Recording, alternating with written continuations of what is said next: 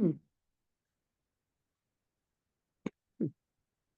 Welcome everyone to our webinar on clinical supervision, the missing ingredient. My name is Andrea Bergoa. I am the Higher Education Marketing Manager here at APA. We'll get started momentarily. Let's give everyone a moment to join and get settled. As you're joining us, please tell us where you're joining from in the chat. We'd love to hear from you and see where everyone is joining us from. Again, my name is Andrea Bergoa. I am the Higher Ed Marketing Manager here at APA Publishing. We want to welcome you to our session on clinical supervision, the missing ingredient. I'm just going to cover a few housekeeping items before we get started. Again, if you'd like to tell us where you're from or where you're joining us from in the chat as I'm doing this, please feel free. So all attendees are muted to prevent accidental noises and distraction, but we have multiple methods of communication. Auto captioning has been enabled. Hmm. It can be accessed via the closed captioning button at the bottom of your screen. Chat is open and available for all attendees. And if you do have questions for our panel, please use the Q&A box at the bottom of your screen. That will allow you to ask questions directly of the panel that we can answer during our Q&A session at the end or directly via the Q&A panel. As far as resources from this webinar goes, it is being recorded and the recording will be shared with you as soon as it is available. Any other resources we will also share with you in the upcoming weeks. As a thank you for your attendance today, we will be sending you an attendance certificate.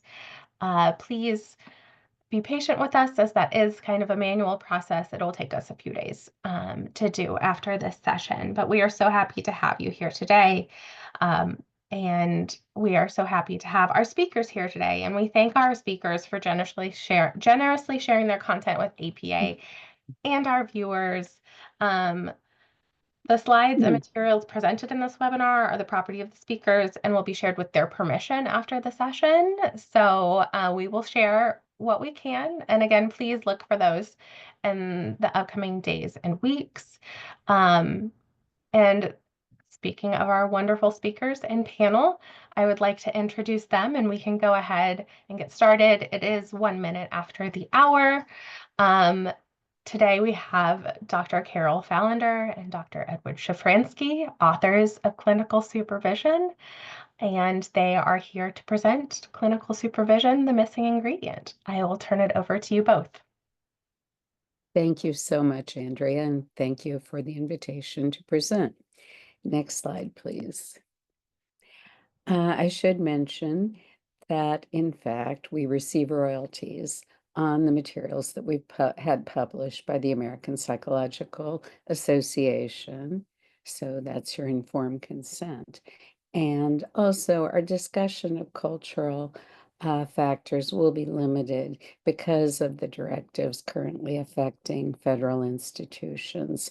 However, we will be alluding to much research that could be pursued, and it's also in our book extensively. Okay. So the agenda is that first we talk about the current state of clinical supervision in the context of supervision, the missing ingredient, and then discuss what is competency-based clinical supervision. Does it matter? Why does it matter?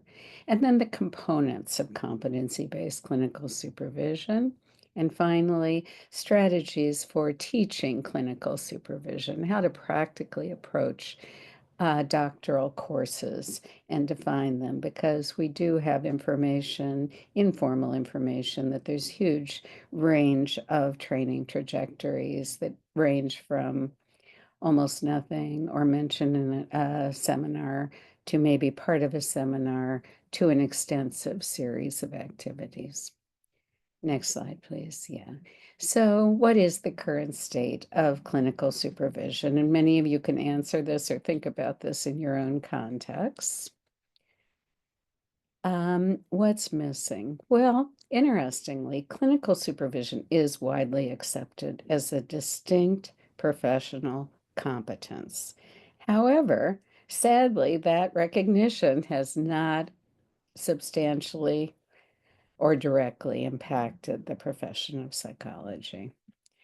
In fact, according to Emil Rodolphe and Jack Schaefer, it's the only competence that's not formally evaluated during the training trajectory. So that's quite unique, not in a good way. Next slide, please. Okay. So what are some of the challenges? Well, one challenge is that many people misconstrue the process of clinical supervision, and they think of it as simply transmitted through their own experience or osmosis transmission, what they experienced as a trainee or early in their career. So often they end up doing to supervisees what was done to them during their own training trajectory. Excuse me. And the reality is that the world has progressed quite a bit since many of us were trained. And even those who were trained a few years ago may be inadequately trained in clinical supervision altogether. Also, there are not as many opportunities to upgrade one's clinical supervision skills. Some of them are strictly lecture and not so much experiential, which is such an important piece. Also, there's a lack of commitment to learning and supporting high levels of clinical supervision, just saying, well, I can do therapy, therefore I can supervise. And there is very insufficient research that exists right now on clinical supervision, even though there have been topics that have been seized upon. It's not really generally researched very fully. Next slide, please. So, interestingly, supervision is the third most frequently endorsed activity, only after psychotherapy and assessment and diagnosis. It's very, very, very widely used, and most individuals in their careers will, in fact, practice clinical supervision at some point. And it's the most important influence on the future clinical practice of our trainees. We are also gatekeepers for the profession to ensure that unsuitable individuals do not enter the profession, which is something that is not one of the favorite activities of supervisors. Next slide, please. Yeah.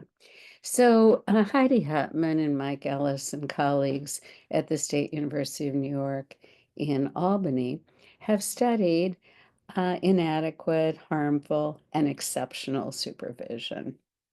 And when they began this work, Mike Ellis talked about how difficult it was to get people to actually even be interested in it because there just wasn't that much interest or belief that there could be harmful supervision. But in his research and then in Hutman's reanalysis of some of it, in fact, the figures are quite high, that over 28% didn't provide appropriate feedback, which is a core component. 24% were not available. The supervisors simply were not available to the supervisees when needed. 21% almost had inattentive or unresponsive supervisees. So supervisee needs just went unattended, which means clients could be very directly negatively impacted. And there was misuse and abuse of power.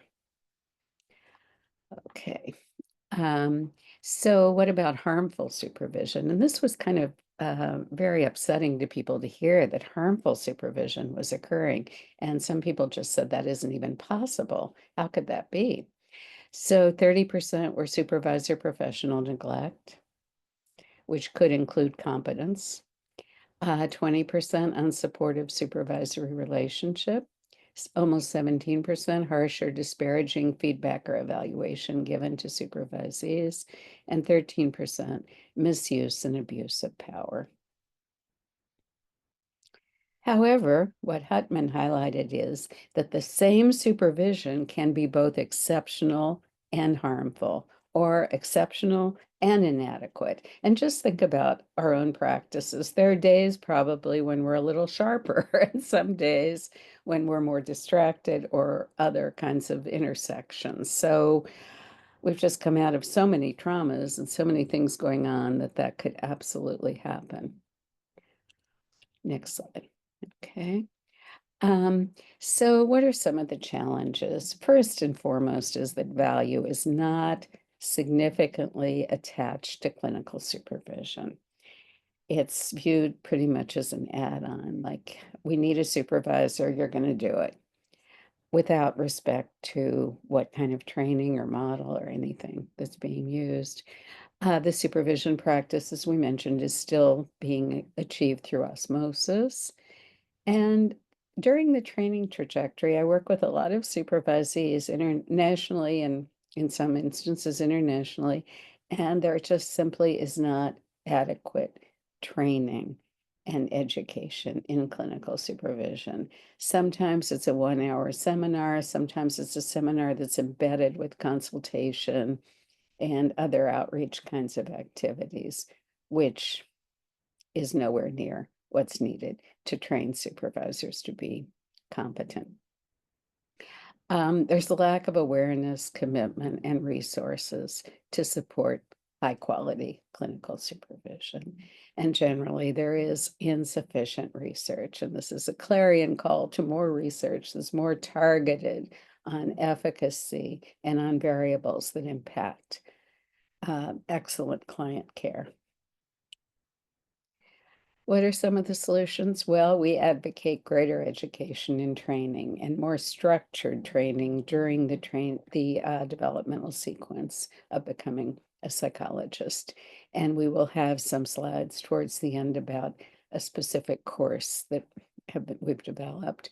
Also, the support of translational research, an essential component, and fidelity to the APA's guidelines for clinical supervision in health service psychology. Many of you are very, very, very familiar with APA's guidelines for clinical supervision in health service psychology. And we are revising those currently. So watch for that after August. They should be finalized. And then another solution is implementing a competency-based approach to clinical supervision. Next slide, please. So clinical supervision, what is it? First of all, and this is actually kind of controversial, it's a distinct professional competence that requires formal education and training, which means we don't just slide into it, we don't absorb it, we have formal education and training, and it's ongoing because clinical supervision evolves as the world evolves. It prioritizes always the care of the client, excuse me, patient, and always the protection of the public. It focuses on competence and acquisition of competence and professional development of the supervisee, which we track very carefully. However, it does require supervisor competence and both foundational and functional competencies, excuse me, need to be supervised. It's anchored in evidence base and related to the competencies being supervised. Next slide, please. Also, referring to the guidelines for clinical supervision in health service psychology, which if you aren't familiar with them, just put that in your browser and the document from 2014-15 will come up. From the guidelines, it occurs within a respectful and collaborative supervisory relationship and alliance, and it includes both facilitative and evaluative components. It's established, maintained, and repaired as necessary, and it entails responsibilities on the part of both the supervisor and the supervisee. We actually advocate that supervisees have training in becoming adequate supervisees. And we have actually a different book, Getting the Most Out of Clinical Supervision, that addresses those issues. It intentionally infuses and integrates dimensions of diversity, cultural diversity, in all aspects of professional practice. It's influenced by both our professional and our personal factors. And these include, and this is complicated and sometimes difficult, it includes values, attitudes, beliefs, and interpersonal biases, all of which are identified and processed and contextualized in the process of clinical supervision, in terms of client care and view and every aspect of client care. It's conducted in adherence to ethical and legal standards, which requires, of course, knowledge of ethical and legal standards. And as we're in the era of a new ethics code, becoming up to speed on that to be sure we're functioning at a proper professional level. Uses a developmental and strength-based approach. A lot of errors in clinical supervision arise because of a lack of a strength-based approach, building on the supervisee's strengths to help them to obtain areas of lesser competence. It requires reflective practice, which is another, we'll get to that later, but it's another missing element, unfortunately, because many of our settings are so busy and have so many clients and so much going on that supervisees and supervisors alike, when queried, say there isn't time for reflection, which is really a sad outcome. Self-assessment also by both the supervisor and the supervisee. And again, that's a big step to have supervisors self-assessing consistently and conscientiously. And getting input from our supervisees about our own self-assessment and factoring that in. Bidirectional feedback between the supervisor and the supervisee, evaluation of the speed and the actual reality of the acquisition of those expected competencies by the supervisee and articulating when those are not, serving as a gatekeeper for the profession, which a role supervisors are not very fond of. And just it's distinct, and this is so important, between consultation, personal psychotherapy, and mentoring do not directly intersect with clinical supervision. And consultation, of course, the consultant holds responsibility for whatever happens to the client. Therefore, they don't have to accept the consultation. In personal psychotherapy, supervisors do not cross the line into becoming therapists to their supervisees. However, we do manage countertransference and address that directly. Also, mentoring, because of the power differential and the evaluative components, it's distinct. Next slide, please. What we're Okay. going to transition to now is competency-based clinical supervision. So as you may be familiar with, there actually are multiple approaches or models in the performance of clinical supervision. There can be psychotherapy-focused models like CBT supervision. And there can be others that look in terms of process and roles in terms of supervision.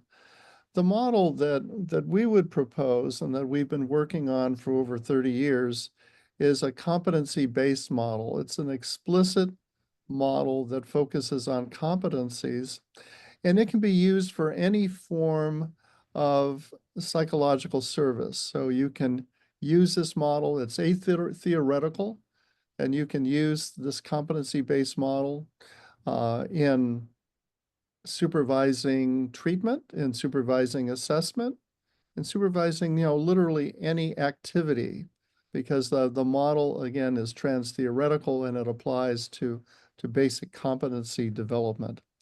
So when we think of competence, there actually are two areas of competence that a supervisor is required to fulfill. The first is competence as a clinician. It's critically important that when we're supervising within our own scope of practice and our own scope of competence. Secondarily, we'll find that supervisees in particular, look at the competence of their supervisor as a clinician. So it's critically important that we think about this as that again, we operate within our scope of practice and we strive for excellence in our understanding in those areas. But then there's a second competence that's specific to our webinar today, which has to do with competence as a supervisor. And we would suggest that these two competencies, they're interrelated, but they are not equivalent. Someone can be an outstanding clinician and yet, for a whole host of reasons, not be quite as adept in terms of providing clinical supervision. Often that's because they never received education and training and supervision in it. So what we're speaking of here is the complexity of the roles and the complexity of the competencies that a clinical supervisor, should possess. So what do we mean by competence? If we're studying competency-based supervision, well, the first is the notion that the demonstration of competence at a certain point in time might be considered an endpoint. And Dr. Nadine Kaslow, who many see as one of the leaders within the field in psychology, has had second thoughts a bit about the use of competence because often it's misunderstood to be an endpoint. It's useful for us to consider, however, that competence can never truly be an endpoint given the ongoing expansion of knowledge and its application. So competence is dynamic. It's not fixed. It's not a fixed point for all time. So how do we maintain competence throughout our careers? So competence in the context can be seen as a context of the durability of knowledge. Some experts estimate that the half-life of knowledge in health service psychology to be 5 to 6 years, and in some specialties like pediatric neuropsychology to be 6 months. Levinson from UC Berkeley wrote, ultimately, all procedures in clinical science come with an expiration date. And I think it's just a clever way to remind us that we must continually update, we must continually grow and develop. And this is, critically important in clinical supervision between what those who are practicing in the field and their level of competence and their familiarity with some of the newer treatments, for example, that have been developed, and what students are learning at the university. So it's critically important for there to be an alignment in terms of best practices. But the key point here is to continue to develop competence throughout our careers, both as clinicians and also as supervisors. So what does competency-based approach to clinical supervision look like? Well, the first is, and what we've written about is that competency-based supervision, clinical supervision is a meta-theoretical approach that explicitly identifies the knowledge, skills, attitudes, and values that are assembled to form a clinical competency and develops learning strategies and evaluation procedures to meet criterion referenced competence standards and the requirements of the local setting.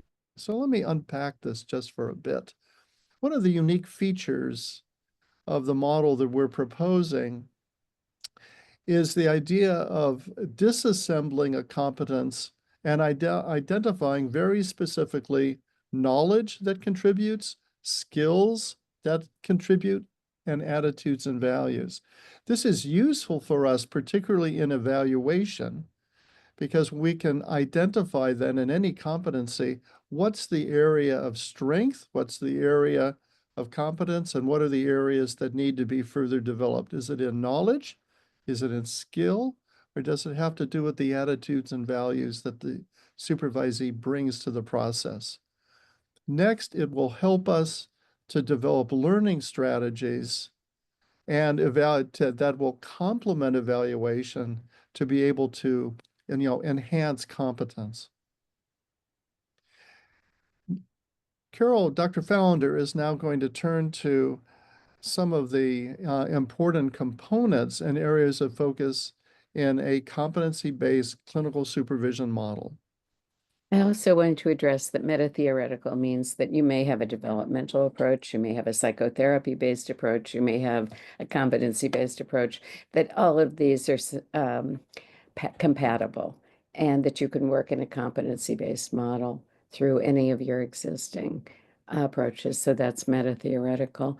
And when we deconstruct the knowledge, skills, and attitudes required in clinical supervision, some of the essential components are excuse me, self-assessment, ongoing self-assessment, not simply the supervisee, but as supervisors, we should be self-assessing and using that information to enhance and strengthen our competence. An attitude of cultural humility and respectful practice, respect for all, and recognition of individual differences. Alliance establishment and maintenance, including goals and tasks that are clearly articulated at the beginning with the supervisee collaboratively during the development of the alliance. And use of a supervision contract to clearly lay out what the expectations are, what their parameters are of the particular setting, just to have great clarity and ideally in writing so supervisees can refer to it going on. Sometimes everything we tell them the first week, it's a lot. And so it's good to have it in writing. Identifying strains and ruptures and repairing. Even the most exceptional supervisors acknowledge that strains and ruptures occur. And identifying those strains and ruptures and addressing them directly to repair them is critical supervisory competence. Reflective practice and self-awareness, we talked about earlier, essential. Even though there's so many clients, taking a breath and assessing how you, the supervisor, and the supervisee are feeling about the client information presented and about the process and about what the supervisee is doing, all these are critical parts. Attending to personal factors, countertransference, reactivity, which is a more meta-theoretical word for countertransference or its phenomena, and self-care. And as you know, many of these are neglected, especially self-care, but probably all of them in some settings. Monitoring and ongoing feedback leading to evaluation. And sadly, supervisees report they don't get much feedback. They talk about the cases and that's it. Good. See you next week. Ethical, legal, and regulatory standards, and being aware of jurisdictional standards and laws and evolving practices, as well as being on top of ethics and legal for the profession that one is supervising or professions. What are some of the components? Some of the components are that it requires a commitment to competency-based clinical supervision, that we're constantly growing and continuously developing along with our supervisees. We're not remaining static, that we make a commitment also to review literature, to be up to date on trends and developments. Value-based practice with respect for our supervisees and our clients and their diversity in every aspect, with integrity, with an ethical approach. And some of these require consultation to ensure competence, intellectual humility, professionalism, and maintaining competence as a clinician and as a supervisor. When you're noting that supervisees are coming out of graduate school with all these models that you don't know, it's time to take some continuing ed and catch up, because in fact, we need to be current and knowledgeable as much as possible. Let's see. The Alliance and the Living Supervision Contract. We call it a living supervision contract because we advocate having goals and tasks for supervisee and for supervisor as a part of the clinical process, and that those evolve over time as a particular goal is achieved, new ones are developed, and supervisors keep that in the back of their mind. What's the next goal going to be? I noticed that maybe countertransference management isn't a strength for the supervisee. So making a note of that and reflecting on that with the supervisee as a possible goal. Consideration, I lost track of all the factors that lead to effectiveness in supervisory effectiveness in the context and being acutely aware of the context and what variables there are that are impacting clients' lives and intersectionality. Identification of knowledge, skills, and attitudes that comprise a clinical competence. So not thinking always of knowledge, not thinking always of skills, which supervisees report is fairly frequent, but thinking also about all of those and attitudes for sure. The learning cycle, which we'll get to, Dr. Shafranske will be presenting in a few moments, engaging in training that's experiential as well as didactic. That would include such things as role play or modeling or even the chair technique to draw the supervisee in. And there is evidence, especially in evidence-based practice, that experiential kinds of activities are extremely effective, or significantly so. And collaboration with reflection throughout to form that habit and make it an important part. Attending also always to personal factors and reactivity or countertransference, and giving accurate feedback and evaluation, both formative and summative.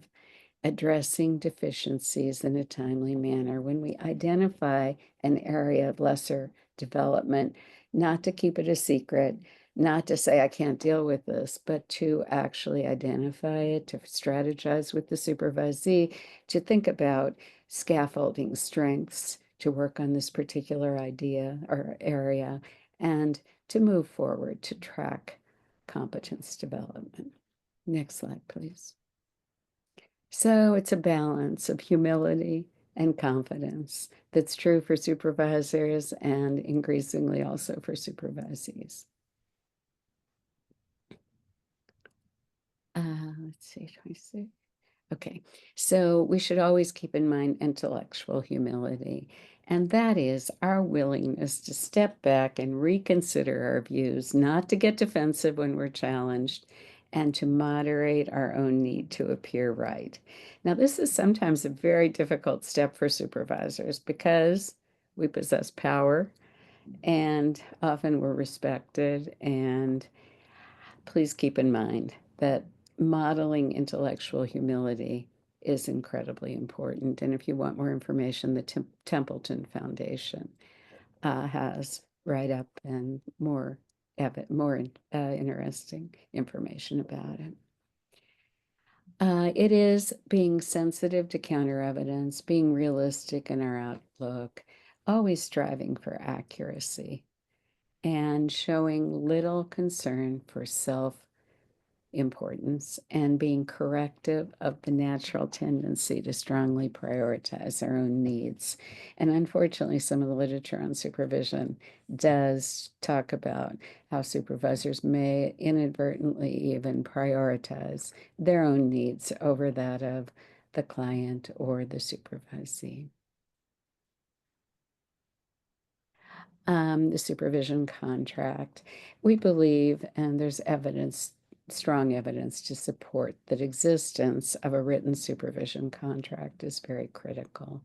It is a living agreement, though, that can be modified in time, especially the goals and tasks, but other aspects might be as well, to clearly state those mutual expectations and to identify goals and how we're going to achieve those goals.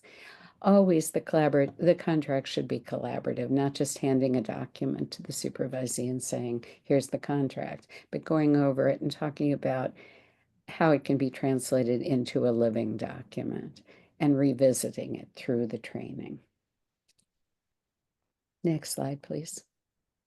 Okay, so in this whole discussion, we think about competence as identification of knowledge, skills, and attitudes that are assembled to form clinical competence.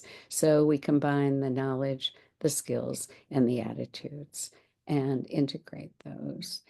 Also, in the context of the learning cycle, to assess competency and through evaluation, through benchmarks, through the learning cycle, through reflection, very critical, through giving feedback, and through addressing strains and ruptures. And I would add also being respectful and open and thoughtful about identities and about interactions and about relationships. In our model, we place particular attention on a learning cycle. And we'd like to go through this now just for a few minutes.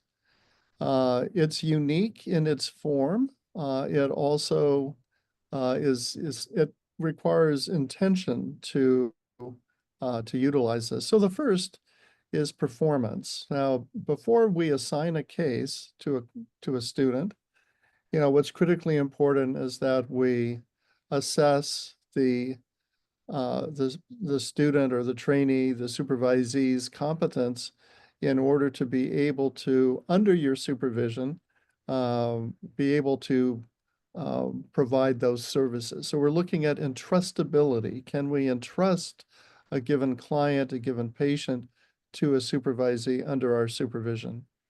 The next is observation, and this is really a key component. And we believe strongly in the importance of direct observation, either live supervision or review of recorded sessions, video, preferred over simply audio recordings, because it's critically important to be able to really see what's going on, not just rely on supervisees' self-report. There's evidence to suggest that supervisees, not necessarily intentionally, will leave out, some critical aspects of what's happening in the case or what's happening in a given supervision session. So that, direct observation really is required to get a good understanding of the supervisee's competencies and to be able to give them good feedback. What we can also incorporate into observation is review of client feedback. So in many settings, you are administering instruments like the OQ45 or others that will provide, relevant information. Another form of observation you could use is to have supervisees transcribe either portions of sessions or whole sessions. Provides another way beyond just direct observation in terms of watching, of actually looking at what's going on within the clinical interaction. We then move to reflection, and this is probably unique in our system in that we put so much emphasis on reflection. We first invite the supervisee to reflect on their experience. So for example, we may show part of a video from one of their sessions, and rather than jumping right in and the supervisor giving feedback, or rather reflecting on it, we invite the supervisee to reflect. And this is building their skill at self-assessment and how to consider and how to reflect on their clinical work. Then we offer our observations and our own reflections. This then transitions to providing direct feedback, in the best cases, feedback that's based on benchmarks, some of the critical areas of development that we've identified within a given rotation. So we provide feedback, we provide evaluation, we ask them to do the same in terms of their own self-evaluation. And this sets the stage then for planning, which we think is critically important, and to make sure there's time within a supervision session to not just say you need to work on this, but actually to develop a learning plan. Sometimes that involves doing a role play within the supervision. Sometimes it's modeling that. Sometimes it's instruction or video or other things that we can leave them with that will help to improve their skill set. So all of this takes time, and it's quite deliberative. Some people say, well, how can I do that in the limited amount of time we have? Sometimes it means doing some of the case management kinds of work that we do outside of supervision or in some other venue, so that you have time for this training model. When we think about the whole supervisory process, and particularly in the context of giving feedback, and as we see it, we don't see it as positive nor negative feedback. We see it primarily as accurate feedback. That should be kind of the anchoring. And no evaluation should be a surprise. Supervisees should receive ongoing feedback, that being every session, that really talks about their strengths, gives them feedback about their progress and areas for development. This we would refer to as formative feedback. It's ongoing. Summative feedback occurs at certain intervals, often quarterly or mid-year. It's critically important that the summative feedback, that what's issued in those reports is really the culmination of multiple times they've heard this feedback in terms of formative feedback. So that's really a key component. There should be no surprises. Ideally, feedback is tied to the developmental goals that were established at the beginning of supervision. We'll turn now to a very critical area within the supervisory process, and this is having to do with personal factors. This is leading us to a conversation around countertransference. So we believe that multiple personal and professional sources influence the conduct of, for example, psychological treatment. And as Larry Butler wrote at one time, they become intertwined. Very hard to distinguish professional sources and personal sources. Their conscious beliefs, deeply embedded values. There can be unresolved conflicts. That's what oftentimes people think of in terms of countertransference. And for us to recall with humility that this also is part of within the supervision itself. So when we think about, well, how do we identify countertransference? And I'll use Kiesler's language here. It's a very useful, the way he operationalizes it. So countertransference is where there are distinctly different, unusual, or idiosyncratic patterns of therapist experience. And we want supervisees to develop through reflective practice an awareness of when they begin to drift, an awareness when they are practicing outside of their ordinary mode of provision of treatment in this case. We're also looking at distinctly different, unusual, or idiosyncratic patterns of therapist acts, which constitute deviations from baseline. That's where video review is so critically important, because then we can identify quickly those different or unusual patterns of behavior. When we're looking at countertransference and managing it, again, we prefer to think of this as reactivity. Countertransference is embedded in a very particular theoretical orientation. Reactivity is much more, I think it states it in a way that's more phenomenological and doesn't necessarily tie itself to a specific theory. It's been suggested that these are the 5 areas that are critical for managing countertransference: self-insight, self-integration, empathy, anxiety management, and conceptualizing ability. We touch on each of these in our text. It's important to explore, is that the exploration is specific to the clinical case. That's really the key component. Do not go down the slippery slope of engaging in psychotherapy or personal exploration that is outside of what's needed within the clinical setting in terms of the case, and then to be mindful of parallel processes. And Dr. Falender will pick up here, evaluation and feedback. Okay, evaluation and feedback. We're running out of time, but we want to think about progressive versus regressive, and how to give evaluation and feedback. There should be a law of no surprises, which means a supervisee should never get their evaluation at the end of the year or end of the term or training sequence and be surprised. Please, please, please give the feedback and give them a chance to reflect on it, to talk to you about it, to learn from it, to modify as necessary, sometimes to clarify in a way that you hadn't understood. Next slide, please.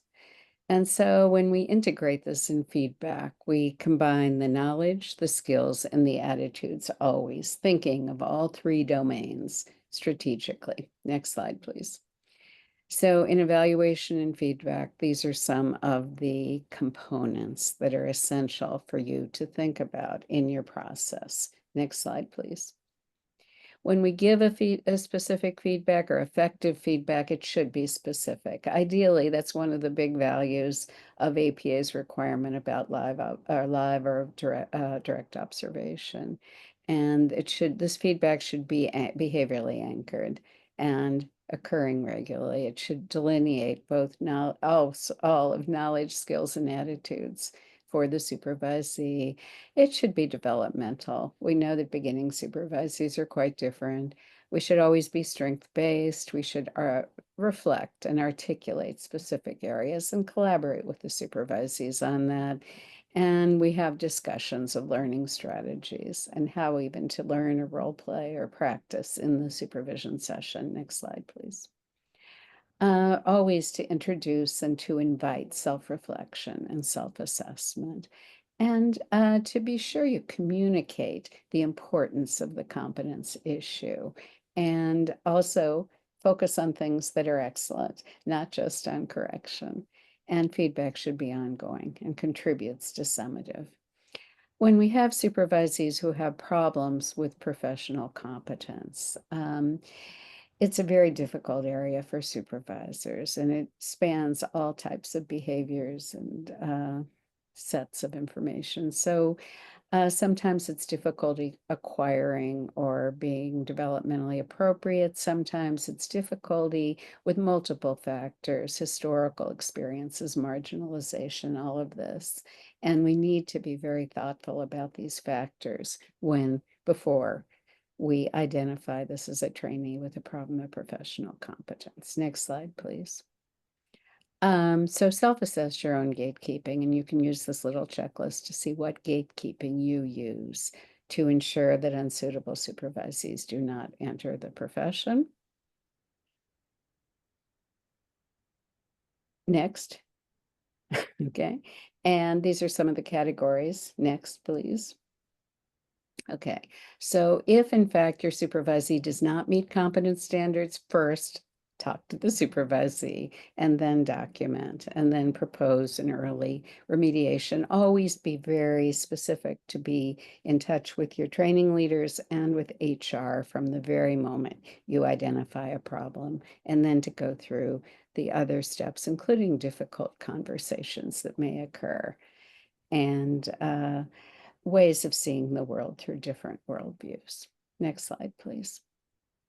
From supervisees' perspectives, remediation is generally not that helpful, although about, I think, 3 of the 14, had a positive response. But in the small n, they found it was very difficult and a real career barrier. Next slide, please. Okay. So what we're going to touch on now is, what would be a practical approach to integrate some of these principles within a doctoral curriculum and within specific courses.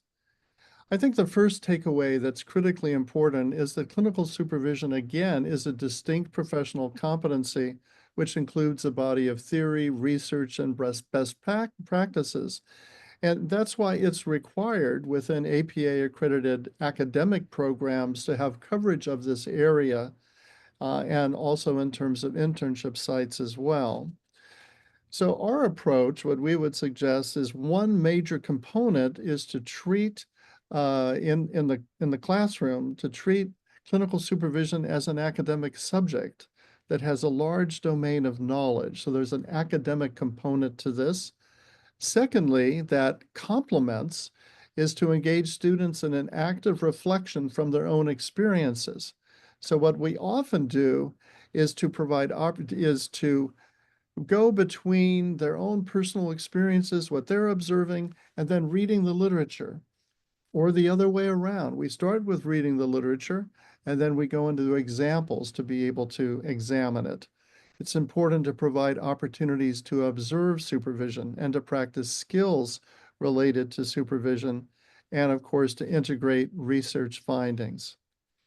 So, one of the resources is our second edition, which is Clinical Supervision, a Competency-Based Approach, published by the American Psychological Association. It's a comprehensive text, goes in great detail in terms of each of the components of supervision. It's unique because it's systematic. It's anchored within a competency-based framework, and it drives in theory, research, and practice towards best practices. There are over 1,100 references, and then we also include a number of supervision evaluation tools in the appendix that can be used in class. In our courses, in the course that we teach at Pepperdine, course is structured based on the chapter organizations. Readings from the book are augmented by recent publications. There's always class discussion, check in on current supervisory experiences, which we've found to be a very rich area of exploration, and which the class then works on problem solving some of the challenges. We complete instruments that come from the book, such as the WAIS, and also review demonstration, video demonstration, and live role plays. But the emphasis is really on integrating knowledge and reflection on supervisory interactions. So with this, I think we have a few moments for some of the questions that you've posted in the Q&A. Thank you so much. That was a great presentation. We appreciate it, and so much content in 45 minutes. So we appreciate that so much. I know it's really hard to combine as much knowledge as possible into such a small amount of time. So we do have some questions in Q&A. Start with we have a question that there was some discussion that a problem for some of our programs is getting supervisor feedback because of anonymity of feedback and low student to supervisor ratios. Some supervisors do not get feedback for years. This means there are missed opportunities for improvement or repairs. Do you have suggestions for how to facilitate feedback? That's a tough phrase for supervisors. Ed, you want to go ahead? Sure, I can. It's really a dilemma and a problem, because if you ask supervisees directly, how is this going? Well, of course it's going fine. If you give them an instrument, or the program gives them an instrument, it's exactly what Andrea is saying, is that the concern is going to be having to do with anonymity. So one approach is if you do the evaluations over a sequence of years, even if it's 3 years, of you're giving the evaluation, and that the supervisees know that their responses will be pooled with another group of supervisees from other years. That way the supervisor is getting feedback, and at the same time there is consideration of issues of anonymity.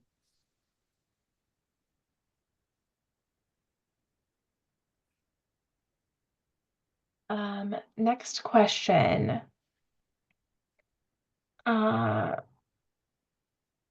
What is a good time frame for a remediation plan that balances fairness to students and harm to clients or protection of the public? Do you have a recommendation? Okay, well, I think the key to good remediation is to identify the problem and just talk about it early on, not to let it be a secret or not to be fearful or other reasons of not raising it, and to try to think through the lens of what are some of the supervisee's strengths and how can we scaffold these areas that are of lesser competence by empowering them to use some of their other competencies to learn and achieve greater competence in this particular area. To approach it as a normative situation, that we have areas of strengths, areas in development, and to be supportive and helpful, and to use reinforcement when in fact we see movement toward the corrected version. But if they do not improve with all this, then in fact, organizations have steps to go through. Normally, they're articulated in their manual or elsewhere. And to do that and to have great clarity, great informed consent, great openness and support, and to be compassionate and thoughtful about culture, cultural intersections, and worldviews. Thank you so much, Carol. I appreciate that. We are doing good on time, so we have time for a few more questions. Um, do you have any recommendations for supervisors about how to balance trainee disability accommodations with achieving competencies? Well, first of all, under ADA, a supervisee with reasonable accommodations is expected to meet competence requirements with those accommodations. So that's an important thing because supervisors are not always aware of that. They're thinking they have to modify their expectations, and that's not the intent. If you look at the ADA website, it's quite clear. Um, Education is a big piece. Many supervisors are not trained at all in disability or understanding their role in disability. Also, we're hearing, and there's literature in training and education and professional psychology on how supervisees with both hidden and visible disabilities are finding that the settings are simply not allowing any kind of modifications or saying, I'm sorry, we don't have the funding for that. We can't do that. I'm sorry, I know you have a plan. I know it's federally mandated, but nothing we can do. And that is actually illegal because it is mandated and is law. Okay, we're going to revisit quickly the question about meaningful feedback. The attendee says, I think we want to know how supervisors get meaningful feedback when we often don't get it until years later, when there are enough responses to aggregate. Yeah. I mean, this is every culture is different, every setting is different. So there in some settings where there will be where the invitation to give feedback will be responded with direct and honest responding. But let me talk about another aspect of it. It really has to do with the relationship that has been developed and establishing a respectful space that sees, competence as a critical aim for the protection of the public and and clients primarily. But within the context of that is if the supervisor over the course of supervision has demonstrated intellectual humility, cultural humility, a true openness to receiving feedback in small moments. But again, that openness, that respectfulness, that on the foundation of a strong alliance, supervisory alliance, I think there's much greater opportunity for supervisees to feel encouraged to give direct feedback. I've also found, like in group supervision, it's useful to give them time when the supervisor is outside, is not part of the group at that particular moment, and have the supervisees talk together about strengths and weaknesses, how the supervision can be, strengthened, and then to have someone who's kind of appointed as the spokesperson for the group. That way, they're not again, we're trying to mitigate the concerns that supervisees have about evaluation, about their evaluation. That's really the concern. But I would say, and Dr. Falender probably has other comments, that the other part of this really has to do with establishing a respectful relationship that prioritizes development and care for others. And also modeling accepting feedback. If a supervisee gives us feedback, we don't say, you what? What? We are open to it and we actually listen and incorporate it and maybe get consultation from peers about how we're coming across or whatever the feedback is. So we create an environment in which feedback is accepted and desirable. Yeah. And maybe the I other think comment I that might add that we have to be sensitive to is challenging a supervisee to give feedback is putting them in an exceedingly vulnerable position in terms of the power dynamics. So it's not just an issue of getting accurate feedback, but rather it's also in the context of respect.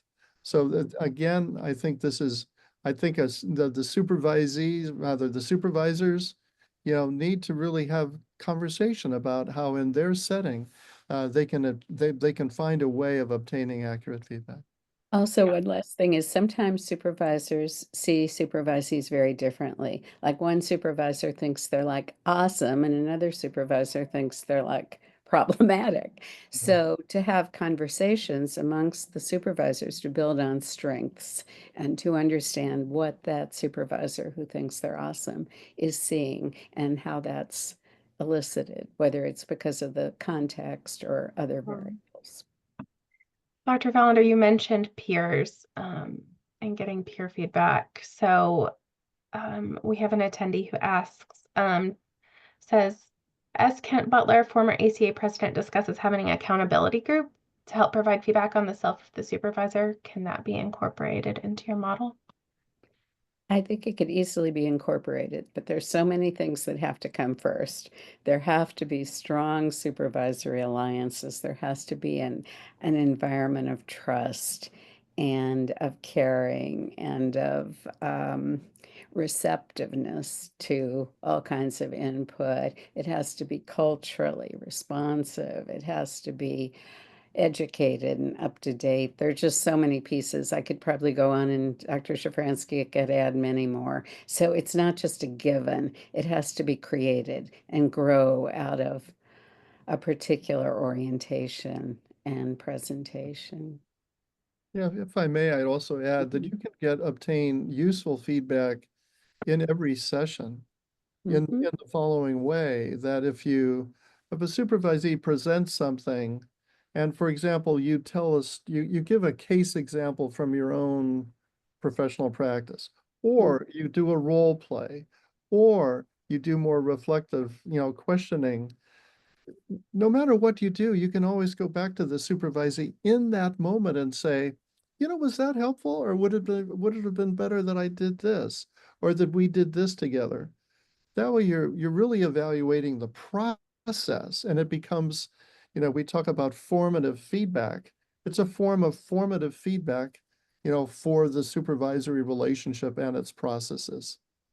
Again, the end of the year formal evaluation, that's where I think there's huge challenges to obtain accurate feedback safely for the supervisee. Great. Well, thank you so much to both of you. We did have some questions we couldn't get to, so we will try responding to those via email along with some additional resources from this session. Want to thank our authors, Dr. Falender and Dr. Shafranske. Thank you so much for all your time and effort put into this, and thank you to all of our attendees for being here. I appreciate all of you, and we hope to see you again at another session. Everyone have a great day. So much. Thank you, Andrea. Thank you all. Bye-bye.